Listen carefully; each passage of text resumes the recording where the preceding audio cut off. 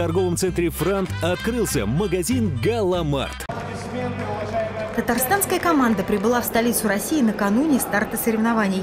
Ребята признаются, что город их встретил радушно. Многие в столице в первый раз прогулялись по зоопарку и ВДНХ. Именно эта площадка и стала самой главной. Елизавета, одна из участников чемпионата по профессиональному мастерству среди людей с инвалидностью, признается, в Москве показывать свое мастерство сложнее. Здесь это открытый павильон, естественно, люди везде ходят, все фотографируют. Это, прежде всего, психологическая нагрузка.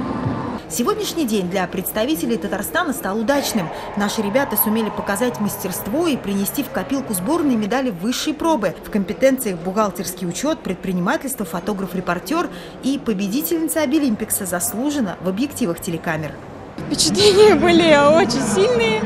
Я от радости разревелась очень сильно. Но я была очень рада.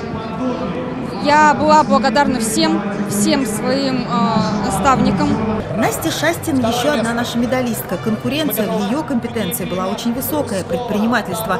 Но Настя со всеми испытаниями справилась на золотое отлично.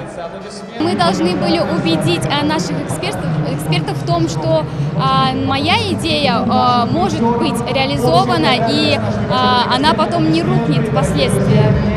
Все татарстанские ребята, а их в команде 32 человека, распределились по 5 компетенциям и 3 категориям – школьники, студенты, специалисты. Для всех из них участие в Обилимпиксе – хорошая возможность заявить о себе и своих талантах. У нас по итогам прошлого года большое количество участников были трудоустроены с помощью городского департамента продовольствия и питания в точке общепита. Чемпионат завершится завтра, а те, кто уже прошел соревновательный этап, принимают участие в образовательных программах, а еще общаются с новыми друзьями и коллегами из других регионов страны. Дина Газалиева, Александр Ярошов, Роберт Муртазин, Марат Закиров, ТНВ, Москва.